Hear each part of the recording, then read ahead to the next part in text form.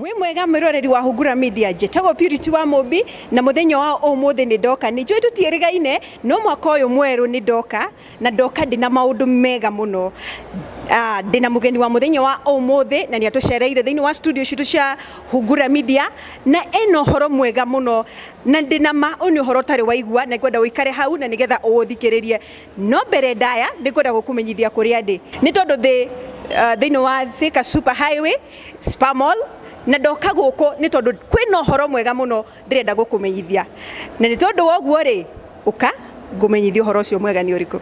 Hey, what's your plan this Valentine? Because Icon Prime have an amazing project for you, that is Mountain View Garden at Coma Hills. These Valentines we are landing in love because these are flowers that never wither. It has all-weather roads, beautiful neighborhood, beautiful neighbors, electricity and water on site, just 5 minutes away from the Coma Hill Shrine. So to own Mountain View by Icon Prime, just call 0790-185-555. Welcome Purity Mombi to Icon Prime Properties. Thank you. Thank you so much. Yes. I appreciate. Na mwiroreri wakwa wa Hungura Media thengio muno ni tondu wa wetereri waku ni ngukwirite ati twina horo mwega na horo mwega uria ndakurehere thiini wa Icon Prime Properties na ndina director wa Icon Prime Properties na niwe wi haha watunyita ugeni etagwo Madam Winnie. Mwiroreri wa Hungura Media, Icon Prime Properties ni endia nguthi a migunda na muthenya wa umuthi mari thiini wa Coma Rocks along Kagudo Road ni kumena project njega muno irathie na mbere ni phase 2 ririkana phase 1 ndimoragurire murarikia riu tuthini wa phase 2 no umenye phase 2 itigarite migunda minini muno na nikio ndirenda gukwira woe namba ici cirathie na mbere haha umahurire nigetha wiyoere mugunda waku nigetha itanathira na riu tugitigana na ndeto njega muno ya Icon Prime Properties ndirenda tuthie na mbere thiini wa rugano rutu rwa muthenya wa umuthi ikara hau ucie njungwa yaku uikare thi na nigetha tuthie na mbere. Hello my viewer and how are you? Praise Jesus. Tumekuja na nimeleta mgeni wa leo. Nimekwambia kwamba niko na mgeni wa maana sana leo. Siku ya leo nimerudi nikiwa na very good news. Na ninataka kukuomba hii lugha ambayo nimeanza nayo uniruhusu tu niongee nayo mpaka mwisho. Kwa sababu gani? Mgeni wangu anaweza tuzungumza either na Kiswahili ama English. Niko na mgeni wa ajabu sana na wa maana sana katika mwili wa Kristo. Anaitwa Stephen Garamu. Na Stephen Garamu sio Mkenya, hapana. Stephen Garamu ni Muethiopia. Ningetaka umjue kwa nini Stephen Garamu ako Muethiopia na kwa nini? Kwa sababu anakaa si Mkristo, anakaa si Mkenya, anakaa kama Muislamu. Yeye anafanya nini Kenya na kwa sababu yeye kwa nini ametuletea kipya. So kaa pale na usiondoke katika mahali uko. Karibu sana. Asante. Habari yako? Nzuri. Karibu sana. Asante. Huku ni Hungura na it's a full studio as you can see. Na kazi yetu ni kuleta story ambayo ina inspire, inatia nguvu, inapea ufunuo ama ina inspire our viewer here.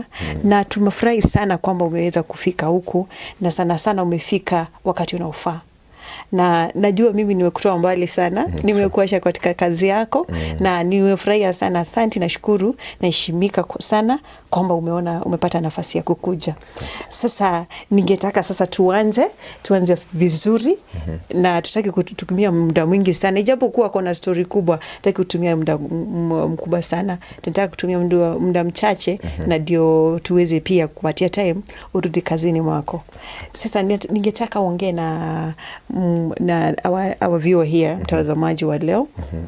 Uweze kumwambia majina yako, kwenye umetoka, umezaliwa na nani, hiyo ka story kadogo.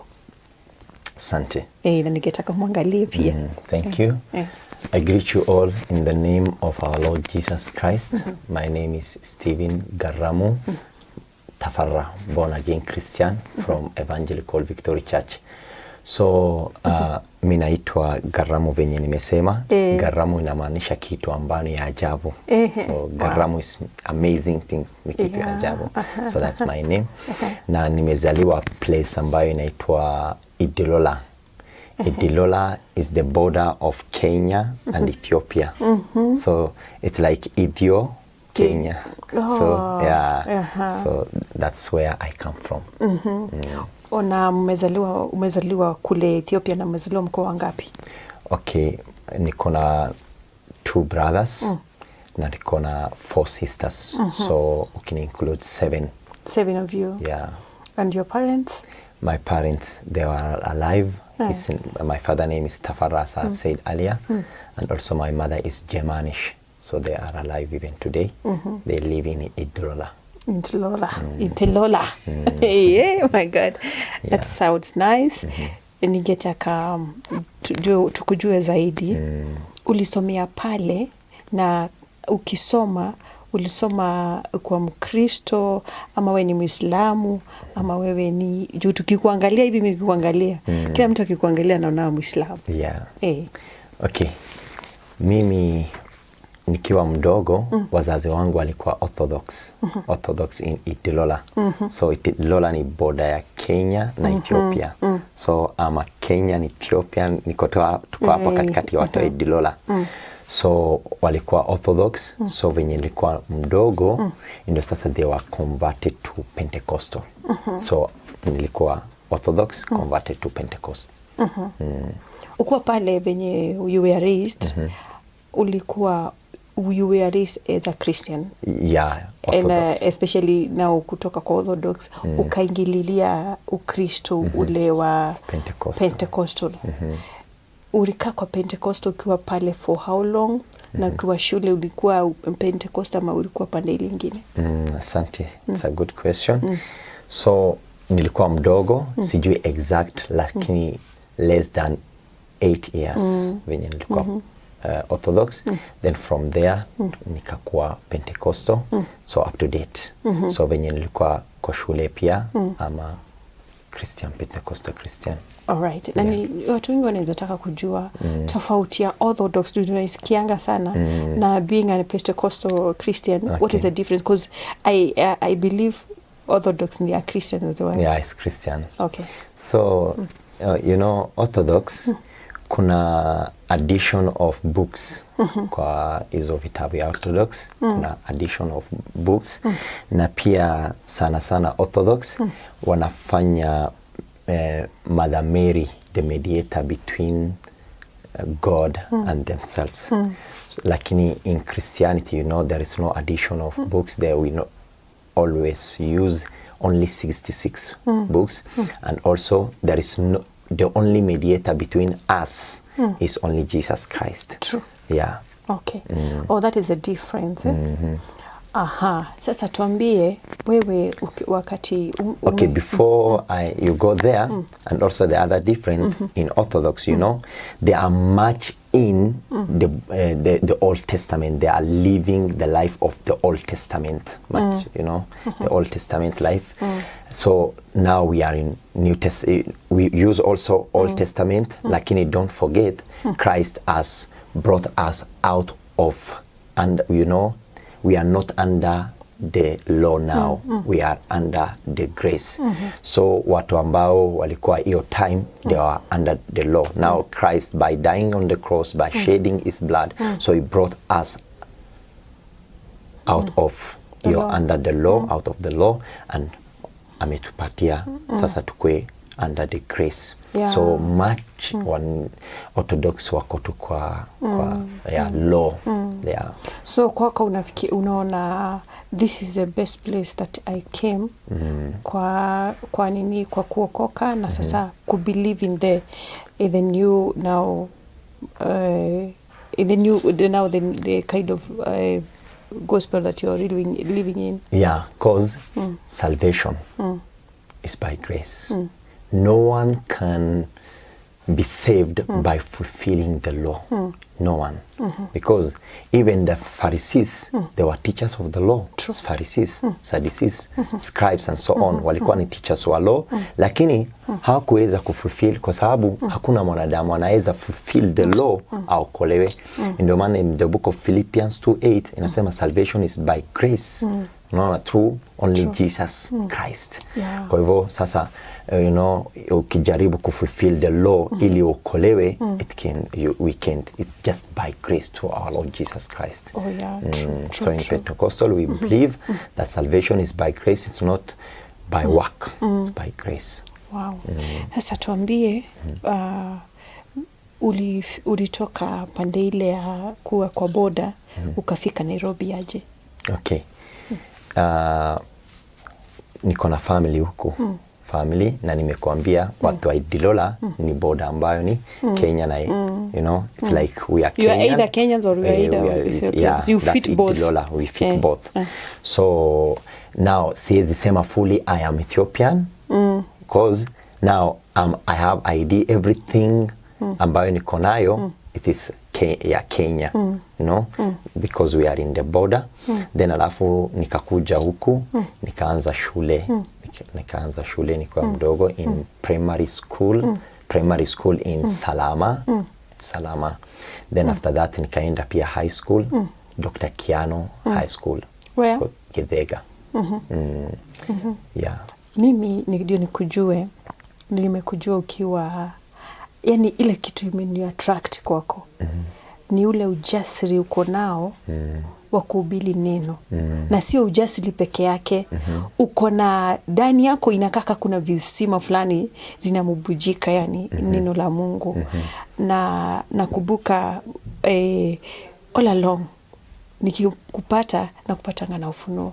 Na you're just a simple na ukihubiri na ubiringi kidogo.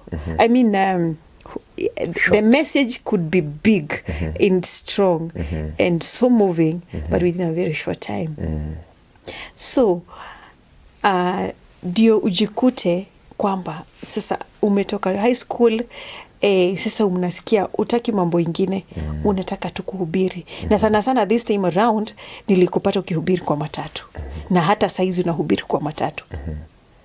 Iyo ilitoka wapi zile? Tupe ka background kako ka Christianity, especially kakutumikia Mungu na ile zile uko nayo saizi. Asante. Acha nianzie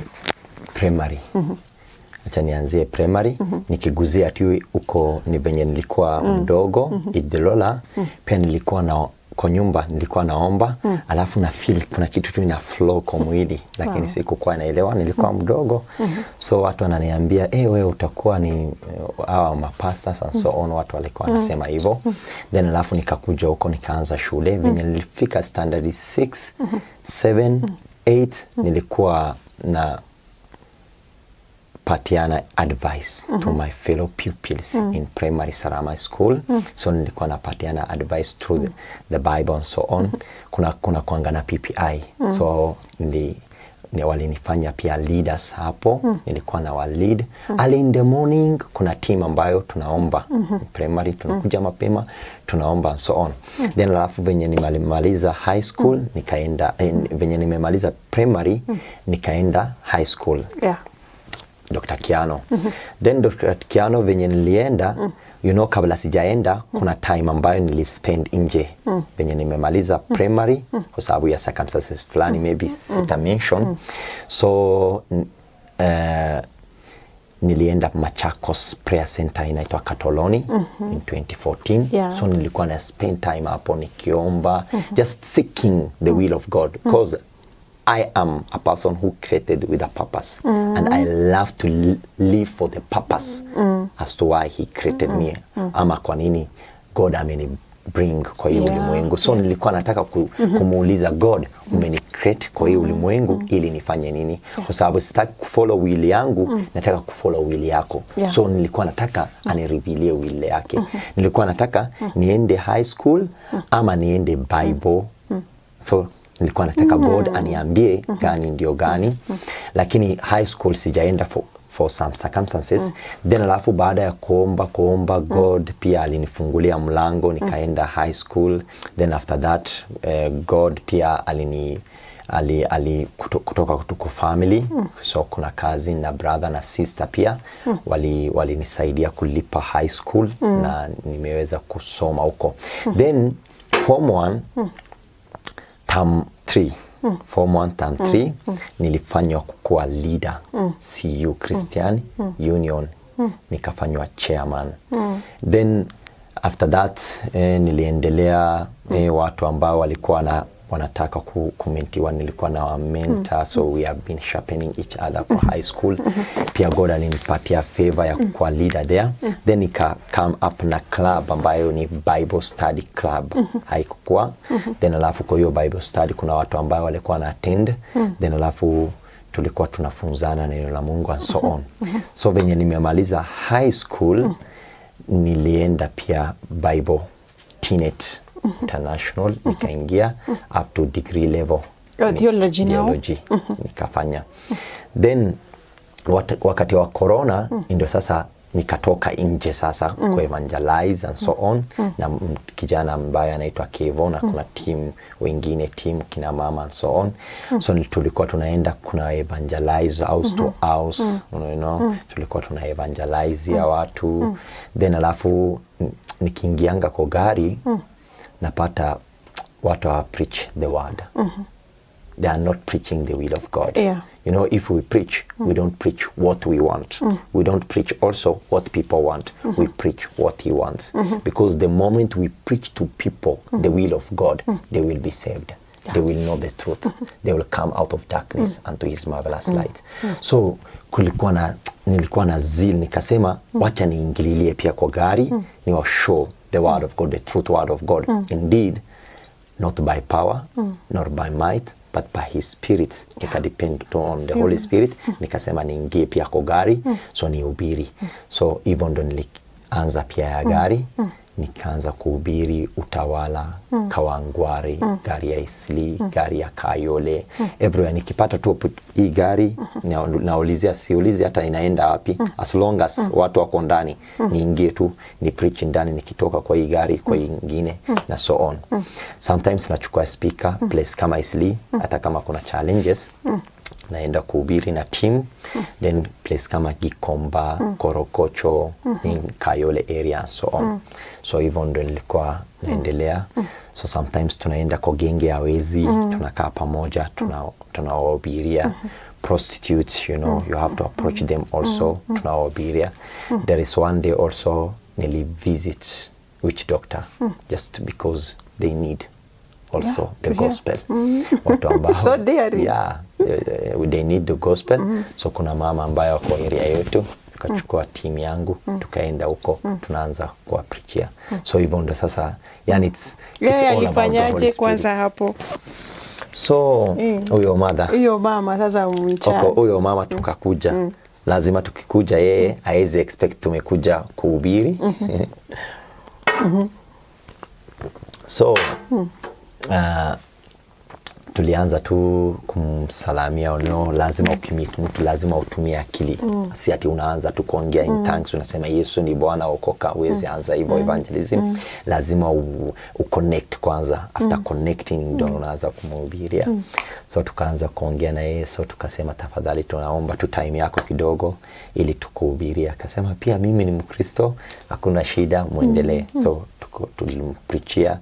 Then alafu tukamuuliza kama ameokoka ili tumuombe. Akatuambia mimi nimeokoka, already naendanga church. So tukamwalao basi kama umeokoka tualao tu tukuombe. So akasema hakuna shida, muombe. Lakini tukaomba. So one of my team, so alikuwa anaangalia mama alikuwa anafanya nini. So she was not closing her eyes. Like from that time tukionana kwa gari, it's like ataki story yangu ni mtu sinajua tu wako tu area wanajiita doctors and so on. Wale wanajitanga waganga wa kienyeji. So hivyo ndo tuliweza kuongea na yeye. Na as long as umesikia injili, hiyo ndo responsibility yetu. As a evangelist now, mimi siwezi fanya kuja uokoke. Mimi nakuonyesha ya kuambia tu neno la Mungu ambayo God ameweka ndani yangu. Lakini sasa it is the Holy Spirit to convict you of your sin ili uokoke. Wow. So hivyo ndo tulimdelivia the word alafu tukatoka. Wow. So kwako unaweza sema mwito wako ni gani? Okay, nimesikia ukisema evangelism, lakini kuna the giftings of the Holy Spirit or the calling and the offices of... Okay, I'm evangelist. We're an evangelist. I'm evangelist, yeah. So tukaongea kuhusu evangelism especially in Kenya. Tumepata watu wakiingia kwa gari wanahubiri, tunawapata kwa kiwanja wanahubiri, na sana sana watu hawachukuriangi kwa uzito because wanaonaga ukihubiri haraka alafu wanaitisha pesa. So ni kama watu wengi hawachukuri kwa seriousness. Lakini wakati mimi nimekukuta juu, mimi nimekupata sana kwa Matatu say 3.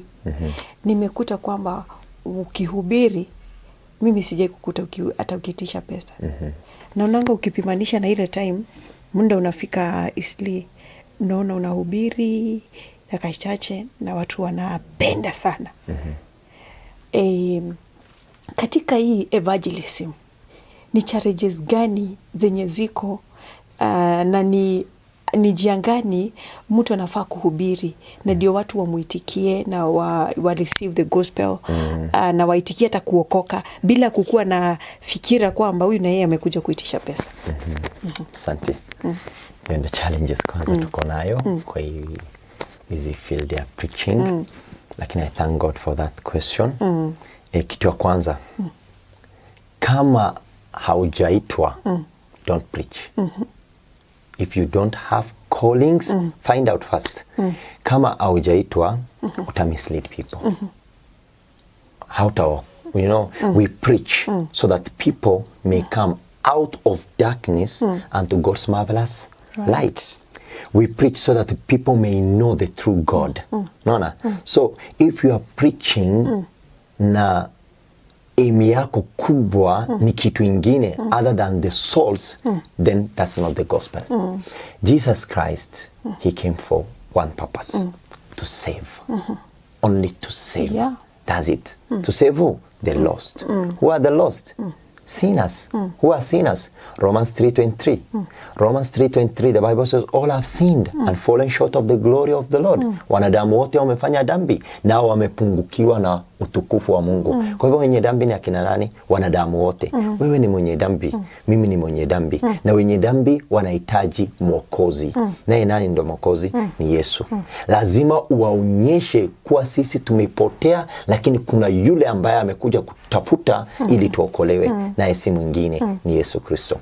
Naye hiyo tunaweza eleza aje? Tunaweza eleza through the gospel. Gospel means good news. Good news of salvation. Good news ambayo ina bring watu out of darkness unto his marvelous light. Good news ambayo inaokoa. Good news ambayo ina change life ya mtu. Unaona? Kwa hivyo mimi nasema hivi. Preach. Kama aim yako ni kuokoa souls, God will always bless you. Amen. True preachers never lack. I believe that we never lack. Because hii gospel kama God amekuita ni God ambaye akona kila kitu. Lakini kama aim yako ni biashara, Yesu utapata, lakini you will be judged. He's coming. The first coming of Jesus Christ, he came as a lamb to die for us. The second coming, he will come not as a lamb, but as a king to judge. At that moment, ataniuliza, Garamu, nimekupatia platform ya kupreach kwa gari, ya kupreach kwa through even radios, wananiita, many places, wanani interview and so on, napata opportunity ya many churches. Now, kama aim yangu kubwa ni mambo ya pesa, mambo ya mafuta, mambo ya nini, na kwa preaching yangu sionyeshi watu Yesu, siko kupreach gospel. Gospel is all about showing people Jesus. Let them see Jesus. Once they see Jesus, their life will change. Lakini nikijionyesha wakiniona, hawataokoka. So, as a preacher, nafaa kuwaonyesha Yesu. Ukiona Yesu, ukipatana na Yesu, life yako ina change. So as a preacher, what should you have to do? What should I have to do? Show people him. Wow. The moment they know him, their life will change. Ni kupatanisha tu. Yule ambaye ni mwenye dhambi na yule ambaye ni Mwokozi, kuwapatanisha. Naye wakipatana, life yao ina change. Amen. Hey, what's your plan this Valentine? Because Icon Prime have an amazing project for you, that is Mountain View Garden at Coma Hills. These Valentines, we are landing in love because these are flowers that never wither. It has all-weather roads, beautiful neighborhood, beautiful neighbors, electricity and water on site, just 5 minutes away from the Coma Hill Shrine.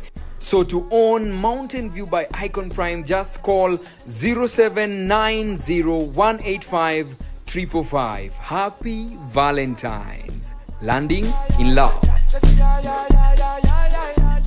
Mr. Garamu. Yes. Ama mchungaji. Lakini umeniambia wewe ni mhijiristi. Yeah. Ulijipata kwa matatu aje? Nilikuwa nimekuuliza lakini kama hukufika pale. Ulijipataje ati wewe sasa ufanye evangelism kwa church, unataka kufanya evangelism kwa magari? Asante. So alia nimekuambia venye nilianza evangelism kwa shule, from shule, wakati wa coronavirus, tulikuwa tunaenda house to house, tunapata watu nje, distance tunasimama, tunawahubiria marketplace, tunaenda na microphone like Kisli, Kikomba, and so on, town, ili tuna preach that. Lakini venye nilikuwa na, tuna travel na matatu and so on, na tuna meet pastors ambao wana preach, and they preach what people want instead of what they need. What people want is money. What people need is Jesus. True. When we preach, we have to show people Jesus, because all that you ever needed is in Jesus. Amen. So when we preach more about money, then we are out of the context of the scripture, because when the Bible says, as you go, preach this, the kingdom. Yeah. See? So already message ambayo tunafaa kuhubiri tumepewa. See at sisi tuna already in the scripture, and we have to follow the principle ambayo iko kwa Bible. So nimepata preachers, siwezi sema wote, wengi, majority hapa, na unajua hivyo pia, they preach more about what people want. Utabarikiwa, utapata gari, utapata gorofa. Receive. Ni vizuri mtu kureceive, si mbaya. Lakini nikikwambia sahi, my sister Purity, receive gari, una receive hewa, kesho haikuji. Kwa sababu ya nini? Well, I'm preaching, ni vizuri, by the way, prosperity gospel, wherever, listen, we have to preach Jesus. When we preach Jesus, all that we need is in Jesus. Even so the prosperity itself. So magari nini. Everything is in Jesus. So we have to preach Jesus. So nikaona majority are not doing that. Majority. Siwezi sema wote, but majority. So it's like inani mimi, yani it's like people wanapotea. Kuna mtu aendi church na apati the right message. Unaona, aendi church, lakini tunaweza mpata kwa gari, whether he likes it or not, atasikiliza. Yeah, true. So nikasema, as I also go on, from churches to churches, they invite me through this, as I also do that, as I also do one-on-one, siwache tu ni visit pia gari, alafu nifanye nini? Ni share. Kwa sababu ya nini? Kwa sababu wengi wanapata tu messages ya, outside the content of the scripture. So nili feel in my heart also anza ya gari, and also tutaenda pia kwa ndege. Tuko na vijana wengi sana in our generation ambao kidogo hawajaweza kushika Yesu ama Injili vizuri. Wakishika wanashika wakiachilia kwa sababu ya zile challenges probably wanapitia, na pia kwa sababu ya mabadiliko yenye imefanyika globally, mambo ni mengi sana. Na pia I think also media, the ability to access any kind of information very easily probably imechange mambo mengi. Wewe naona ni kijana barubaru sana, kijana mdogo, ulitoka shule juzi. Kwa sababu ni aje unaweza kuwa kijana ushikirie Yesu mpaka Yesu siku moja akubariki? Okay. We are in crooked generation. That's what the Bible says. So we are in crooked and perverse generation. The wisest man ever lived in the Bible, the son of David, his name is Solomon. Solomon in the book of Ecclesiastes, Ecclesiastes chapter 11 verse 9. This is what the scripture said in the book of Ecclesiastes chapter 11 verse 9. Rejoice, young man, in your youth, and let your heart cheer you in the days of your youth, and walk in the ways of your heart, and in the sight of your eyes. But know that for all these things God will bring you into judgment. Then alafu 12 inasema 12 Ecclesiastes chapter 12 verse 1 inasema, remember also your creator in the days of your youth, before the evil day come and the year draw near, when you will say, I have no pleasure in them. So the wisest man ametucancel, remember your creator before the evil days come. So it's a freedom of choice God ametupatia. So as a youth, this is my advice for my brothers and sisters outside there.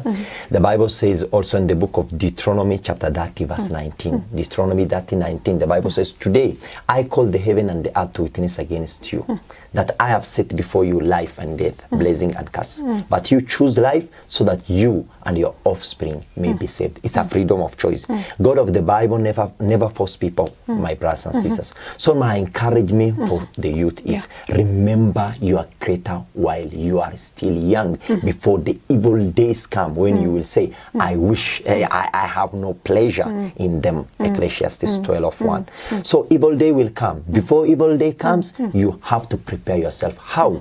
3 things I always tell people. Study the scripture every day. Don't waste your time ko TikTok, ko Facebook, ko WhatsApp and so on. No. Make sure una utilize time yako vizuri, studying the scripture. The most important thing, it will change your life.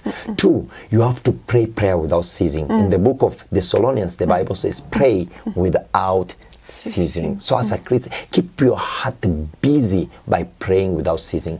Then ya tatu, you have to meditate upon the word of God. So these 3 things will also help my fellow Christians, not only youth, studying the scripture every day, praying without ceasing, meditating upon the word of God. So my brothers and sisters, we are in perverse and crooked generation. Yule ambaye ataokolewa ni mmoja tu, yule ambaye the earlier ana run to Jesus. So vitu ya hii ulimwengu, in fact Solomon anasema vanity of vanities, emptiness of emptiness. Inakaa ni kitu ambaye inakaa ni mzuri, lakini itatu lead to hell. So my brothers and sisters, that's my encouragement for you. As I finish, kuna jamaa aliona kitu ya iko nje ni mzuri, the prodigal son, in the book of Luke chapter 15 verse 11 I think. So aliona kitu ya nje ni mzuri, akakimbia nje, lakini aliona kitu ya nje si mzuri, akarudi tu kwa baba yake. Maybe pia wewe ambaye unanisikiliza, yani umetoka kwa Yesu kwa sababu ya drugs, ya sexual immoralities na vitu mbaya ambayo ya ulimwengu, still kuna chance ya kurudi kwa Mungu. So like prodigal son, just go back to the church, go back to Jesus, so that at least life yetu ikuwe ni life ambayo inafurahisha Mungu. Wow, thank you for that encouragement. Now, the other thing that is really a challenge kwa generation yetu ni mambo kuhusu kujua ukweli na uongo. Tumepata wakati tunaoishi, sijui kama ni vile watu husema kwamba tunaishi siku za mwisho. Kwa sababu tumeona mauongo mingi yanatokelezea. Na si uongo tu, mambo weird sana. Unasikia mtu ati kuna mhubiri anakuja tu na mambo zake na anasema ameitwa na Mungu. Juzi niliona mwingine anasema mimi hapa tu, mimi sasa sitaki kutembea, ati nikitembea hivi kwa sababu nikitembea nitapata chafu, nitachafuka kiroho. Na kwa hivyo unaona washika wake wameinuliwa na kiti. Wameinuliwa, yeye amekalia kiti kama hii, ameinuliwa, anatembea na anawaambia siku yenye sasa mimi unataka kuacha hii kazi mingi ya kuinua na kiti, tena basi mtanipea, mnunurie Prado. Sijui Prado gani. Unaona, ukiangalia hapo hapo kuna mtu anachezewa mind. Kwingine unakuta watu wana preach, wanauza mafuta na kazi yao tu ni kutafuta pesa. Sasa hii wakati ni wakati mgumu sana na watu ambao wajui wanaweza kuwa kudanganywa ama kudanganyika. Ni vipi mtu anaweza weza kujua ukweli ati kwamba hapa nikienda hapa vile nimepaangalia hapa ni uongo mtupu, na aweze kujua mimi nitatoka ama sitaenda pale pale ndio kwenye ukweli. Watatofautishaje ukweli na uongo? Asante. Hiyo ndio challenges kubwa, especially as a preacher, watu wako nayo. Hata true preachers kwa sababu ya hawa false teachers and so on. Yani kuna challenges ambayo pia sisi tunapata, watu wanadani yani kwa sababu majority wako hivyo, kila mtu wako hivyo. Sasa hawa watu watajua namna gani? For example, my sister, I believe in the Bible. The Bible is our roadmap. I really believe in the Bible. Now, ukisoma Bible vizuri, I read from Genesis to Revelation. I'm doing it again and again and again. The more you read it, the more you want to know this God better. So important. So, utajua uongo na ukweli namna hii. Lazima ujue ukweli ndio ujue hii kitu ni uongo. Unaona? For example, kama wewe uko kanisa fulani na hujai toka nje na haujisomeangi Bible, huwezi jua whether huyo pastor ni wa ukweli ama ni wa uongo, huwezi jua. Lakini the most important thing ni hii, go back to the Bible. Read your Bible. Ukisoma Bible vizuri, utapata disciples kwa Bible wako aje? Paul handkerchief yake na apron, handkerchief and apron. Unaguza na Paul, ukienda kuguza na wagonjwa, demons come out, sicknesses goes. Biblia inasema Paul aliuza hizo handkerchief? No.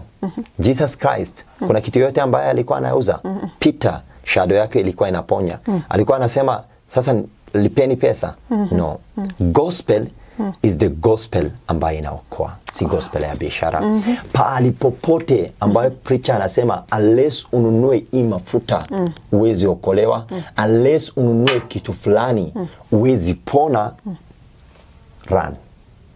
Toroka. Murife. Toroka. Kwa sababu kama Yesu ajasema, yani Yesu, angalia, for example, alikufa kwa msalaba. Remember me. Alimwambia yule ambayo mwingine alisema jiokoe, mwingine alisema remember me. Christ hakusema bas lipa kitu kidogo ili uokolewe. Hakusema hivyo. Salvation yani it's a free gift. Naye alisema hivi, as you go, he gave us power. He gave us authority to heal, to cast out demons. Akasema freely you have received, freely give. Wow. So if you are not giving freely, then it's a business. What should you have to do? Run. Run from that place, because it's a false preacher. It's a businessman. It's a businessman. Anyone ambaye anasema unless ununue hii kitu, unless ununue hii maji, unless ufanye hivi, no. Christ never said that. Christ never say, by the way, it's a gift. When God, my sister Purity, anoint you now to make lame to walk, God gives you so that you may help them. Not so that you may gain from them, but to help them. Jesus anawaponya, wakisikia njaa, kwanza anawamultiplyia fish and bread and feeding them. Unaona? Kwa hivyo, biashara imekuwa mingi sana. So pahali popote ambao wana preach more about money, they talk more, instead of preach more about Jesus, kitu ambao wanaongea ni more about money, more about kazi, more about that, run from that church. The true church, Peter aliambiwa hivi, Peter, do you love me? Peter akasema, yes Lord, I love you. Akaulizwa tena, Peter, do you love me? Yes, paka Peter akasema, sasa sinishajibu Yesu.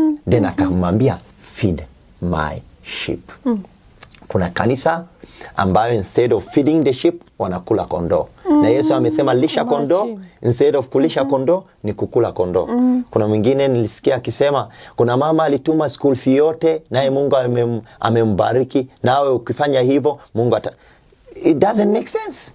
Hata even aletangi school fees yake hapo. Unaona? So yeah, so my advice for the viewers, any preacher ambayo ambaye anajionyesha na ana preach more about money na akuonyeshi Yesu na akuinspire urudi kwa neno na akuinspire uombe na akuinspire ili ukwe unatafuta uso wa Mungu na kitu anaongea mingi ni kitu ya pesa nini, you have to run away from that church. Wow, thank you so much. Thank you so much. Nimesikia Murife, kama mali uko uko unaona kama ni kama please usikae pale kwa sababu unapotea na una waste your time. Kwa sababu tunamalizia muda wetu umeenda sana. Ningetaka kujua kama ningetaka msikilizaji wetu ajue in a typical day wewe ukiamka unaendanga kama vile mimi huenda nasema mimi nimeingia kazi, wewe huenda kupreach kwa matatu. What is your target and what is your expectation? Asante. I've told you not only matatu on the streets and also in marketplaces and also there is many churches they invite me also to counsel the youths and also in their services and so on. I always do this. I always pray. Nakuja na plan yangu. As I pray, come up your plan, God, you know, it reveals to you. You have to, you know, the Spirit of the Lord is in us. So you have to hear from Him, you know. So God akiniambia, yani I feel in my heart because I always pray every evening as I even walk and so on, just walking in spirit. And the Bible says, if you live in spirit, also walk in spirit. That I always do. I practice that. So God akiniambia, akinishow to in my, akinifeel to in my heart, go to preach njia ya Kawangware, go to preach njia ya Utawala, Isili, ama leo enda tuna speaker in marketplaces and do that. I just follow.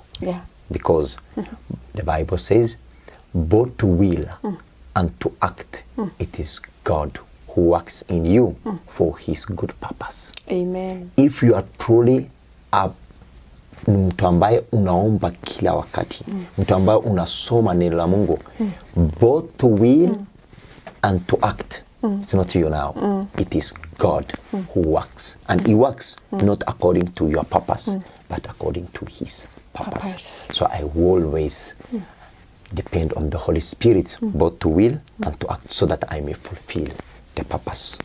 Amen. Wow. So sai nikitoka kuna teaching ambayo nafaa kufunza every Thursday. Every Thursday. Lakini before hiyo time ifike, I don't like to waste time. I must niende lap moja mbili as I preach, as I share the word and so on. Sasa ni sawa. Hey, you're a busy person. Me, I know that. Me, I know that because hata jana tukiongea you kind of ulikuwa unanionekana kama utapatikana. But I thank God amekuconvict na umepata time wa kukuja. Mimi naona leo nitakupeleka. Leo tutaenda na wewe, hata mimi nihubiriwe, nisikie tena na tena. You know, I like listening to you. And it is such an inspiration. Na tunataka kuchalijua in our generation, tunataka mtu tu ako na zile ya God. Mambo ni mengi sana. Tukikuta mtu anatuhubiria hivyo, tunakuwa inspired. So thank you so much. Thank you so much. Ulikuwa umenitajia tukiongea hapa mambo ya Kevo. Before tufika kwa Kevo, kwa your evangelism, unaweza count watu wangapi wameokoka na ungetaka kwa hii mwaka tumeanza mwaka, uko na target watu wangapi unataka ku reach, the souls that you want to reach, wakuwa wamerudi kwa Yesu? Okay. So napatana na watu wengi sana. Wengi sana. Wenye wameokoka. Wenye na wapreachia. Wengi sana nakutana na wao. So kuna wengine wanachukua numbers. So wana call, you know. Wengine wana kazi, they want prayer. Wengine ni wagonjwa, they want prayer. Also kuna wengine maybe relationship, maybe marriage imeharibika, yani solution ni nini, they want prayer. Kwa sababu through that teaching, wanaona it's like we can get help from God through this young man. So wana call. So through even phone calls, na wa lead through prayer. So sijaweka target ambao kuna watu fulani kiasi fulani nataka waokoke. No, but target yangu as many as you can. Alright. He want. As many as God can help help me to reach. Yeah. I have to reach them. But through phone calls, watu wanaokoka sana through phone calls. Watu wanaogopanga sana kwa gari, kuinua mkono, lakini people are getting saved even kwa gari. They raise their hand up to tuna. It's like, you know, when I preach, I don't know, it's the favor of God. Watu, they are inspiring and so on. They are very keen and so on. Nikiwaambia do this, they do so. Nikisema please help that sister or that brother kusema hii prayer ya confession, wanasema. So kwa gari watu wanaokoka, kwa barabara pia watu wanaokoka. Kuna pia ma video ambayo watu walinishika wakanitumia. I don't usually take it, but people took wakiubiri. Yeah. Then alafu watu wameokoka and so on. Yeah, kwa hivyo sijaweka target ya watu fulani, lakini my lifestyle is all about preaching. Oh yeah. Okay. Naenda kwa njia kununua kitu. I fail to preach to you and you are selling something to me, I preach to you because it's like, it's my lifestyle. Yeah, it's a calling. Yeah, earlier as we are coming, I told you, naenda volleyball kucheza na my fellow students, lakini kabla sasa game yetu haijaanza na beba Bible na wa preachia. Wow. So it's like imekuwa ni lifestyle to evangelize. So just jaweka target, so I want to reach as many as possible. Wow, that is quite good. Who is this Kevin? Oh, Kevin. Wow. Kevin ni mtu ambaye anaweza inspire pia hii generation, kwa sababu alikuwa ni mtu ambaye ni amekuwa kwa hii ulimwengu, hizi vitu ya ulimwengu, hizi ma drugs and so on. Alikuwa na group mbaya sana pia Kevin, lakini tumeweza kupatana. So mtu wa kwanza ambaye amepatana na yeye ni my spiritual father. Then alafu akatu connect, tukaanza ku evangelize. Hakukuwa anajua mambo ya evangelism. So tunaenda pamoja. Mimi kitu yenye nataka ni testify about his life, especially tukienda, you know, target yangu sana ni Muslim background and also this generation, you know. So tuliweza kureach. Yeye ana testify tu venye anatumia drugs, venye familia yake pia mama pia alishindwa kucontrol and so on. So Kevin ni mtu ambaye alikuwa hivyo, lakini God alimchange. Now he's a great preacher. Utanisaidia kupata Kevin. Yeah, and also anashikilia youth pia kwa nini yetu. So is a blessing by the atakuwa blessing pia kwa hii generation. Kevin is a now great boy. So meaning you are able to reach to those kind of people now unawa train kuanza now how to be able to preach, to reach to others. You have that team yenye umetrain, mnahubiri nao. Yeah, nimekuambia kuna team ya evangelism. So Kevin is one of them. Kuna sasa majority ni, you know, wengine hata Kiswahili yenyewe ni shida, lakini sasa tunataka pia hiyo dress yao very important, hiyo nguo ambao wanavaa venye tunakaa. Waislamu wakoka? Yeah. Yeah, they were Muslim. Wow. They were Muslim. Wakiokoka wanaenda wapi? Church. Lakini kuna wengine unajua, like now my aunt, she's a Muslim. Okay, let me say this. Yeye ameolewa na Muislamu. Unaona? Haezi enda church, lakini haezi vaa nguo ya Waislamu hizo. Na pia hawezi enda church kwa sababu anaogopa mzee, lakini anaomba. Amen. She trusts in Jesus, she believes in Jesus. Kama anataka prayer pia, najificha tu anaomba and so on. Wow. So kuna wengine kama hawa waezi enda church kwa sababu ya limitation fulani, lakini wanaomba in secret. Majority is in secret, lakini pia kuna wengi ambao wameokoka na tuna preach Yesu Kristo. Wow. Sasa tukimalizia, ningetaka nimekuangalia sana kama vile nilisema, sijaona at any point ukiambia watu mimi nataka chukua hii vile naonanga wengine nimemaliza ningeomba msaidie hata tu kikombe cha maji, sijui kopo la maji, sijui nini na nini ama fare. Sijaiona ukifanya hivyo. Lakini ile kitu nimeona watu wakijitolea.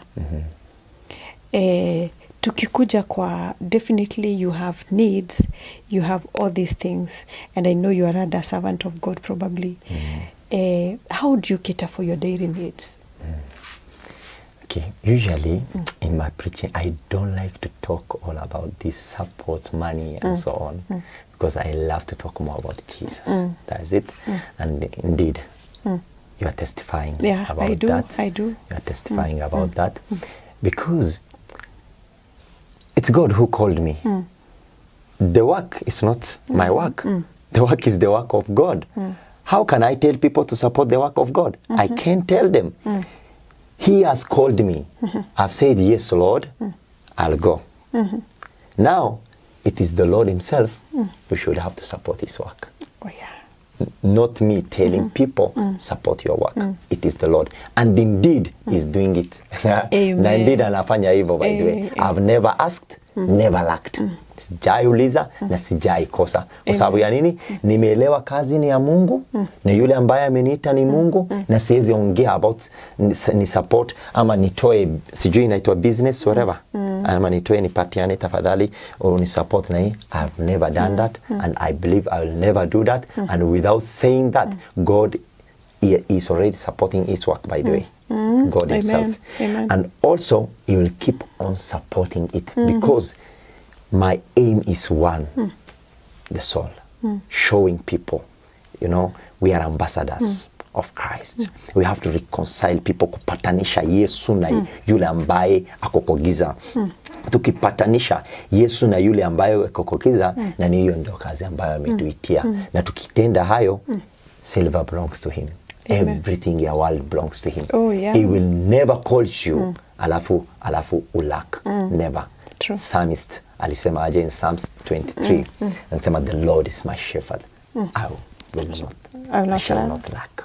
No, lack is not our portion. So if we follow money, it's like it's wrong. So that's why I don't do that. I do what I'm called to do. And God is already. Many people, by the way, wananiulizanga, we preaching, una preach na watu wanafurahia, so ungewaambia tu wakusupport. No. Lakini watu naonanga hata wanakusupport tu hata bila kuambia. Unaona, I don't need to say that. I don't need to say that, because nikitoka kwa nyumba, it is to just tell people who Jesus is. Yes. Tell people that he loves us, that we are sinner, we need him. Then when we do that, then the life of people will change. Amen. So that's why I don't usually talk about supporting the world. He's the one who should have to do that. Amen. And he's already doing it. Glory so to God. I'm blessed. You're blessed. I know what I've seen. And the greatest riches is the deposit of the word of God that is in you. Yeah, tunafurahia sana. Do you have a spiritual father or spiritual mother? Yeah, I have a spiritual father. His name is Pastor Kifita. Pastor Kifita. Is he a Kenyan? Yeah, he's a Kenyan. Background yake ni Mslamu. He's a Kenyan. So it's a blessing, by the way, for many youth. So akona heart ya kusaidia watu pia. It's like, I'm like my spiritual father, you know. Yeah, pia yeye akona hiyo character tu ya kufanya nini? Kuhelp people to make people at least kuwapatana na Yesu. So his name is Kifita. Kifita. With which ministry? Ana work na church inaitwa? Okay, tulikuwa kwa church moja, Evangelical Victory Church. Then after that he had a callings ya kurichia sasa northeastern people, you know. So yeah. Wow, that is quite good. Wow, tukimalizia. Unajua kuna vijana wengi wanakuangalia na sana sana wasichana, and they are like, hey, kuna anaweza kuwa taken or is he still married? Unajua tutapeana namba yako ndio wakitumie vizuri. Oh my God. Okay, I'm already taken. Really? So time. Utatuitia harusi? Nitawaitia harusi. Harusi pia, I believe itakuwa to this year. So, wow. Especially, kwanza ni this Sunday. So, let me not talk more about that. But I'm in a relationship. Sunday kuna nini? Marriage. Sunday already. Sasa ndo wata decide. No, I don't do pre-wedding. I don't do pre-wedding. Without doing pre-wedding, because I'm doing the work of God, God will going to... Okay, if I do pre-wedding, by the way, I'm very sure I'll get a lot from my church and also from thousands of people I'm reaching, but I'll not do it without doing pre-wedding, and I believe God will going to provide. Amen. So that's my faith. I'm not saying pre-wedding ni mbaya, please. So unaweza fanya pre-wedding, it's not my faith na faith yako pia, it depends. Unaona? So and I believe God will open a doors and also you will bless me. So nisha already niko kwa relationship and I know God atafanya jambo. So this year too. Sawa, he's taken unfortunately. So ukipiga simu, piga simu tuulize uombewe, usaidiwe kuokoka, ama ulize swali lingine usikana na mambo za kiroho. Ingine, he's already taken. Yeah. Wow. Congratulations. Thank you. You're looking forward for that. You're looking forward for even for your wedding. Nataka kuattend. Okay. Hata hii familia unaona hii familia ya Hungura, you would also like to be part of that, because you know with your with the whole family on board, you'll be able to preach Christ more. So Mungu akubariki sana. Amina. Ningetaka mtu anaweza taka kukureach ama Nigeria yote ile we invite kwa chachi yao, hata wale wako nje ya Kenya wangetaka wangekureach na namba gani? Ningetaka upeane hiyo namba. Okay, let me just give you this number, Safaricom number. Maybe ukitaka pia ya WhatsApp utaniuliza na hiyo namba tu, haina shida. All right. 011 27 57 57 9 66. Yeah, 011 27 57 9 66. Yeah, haina 7 hiyo. All right. Ni namba ya squeeze. All right. Utaweza kufikia mhubiri wetu wa leo ama mgeni wetu wa leo ambaye ni Stephen Garamu kutoka Ethiopia ama kutoka boda ya Ethiopia na Kenya. Asante sana, tumefika kikomo cha show yetu ya leo na tumefurahia sana kwa sababu ya utazamaji wako, umetulia na umegoja mpaka wakati tumemalizia. God akubariki sana sana. Jina naitwa Purity Mombi. Tumekuwa na wewe mpaka mahali tumefika, na ukumbuke, God bless you so much. I'm happy to be with you. Pole sana, leo tumeongea kwa lugha ya Kiswahili na English na sio kawaida yetu, ni kwa sababu ya mgeni wetu. Naomba tu utukiririe. God bless you so much. We love you.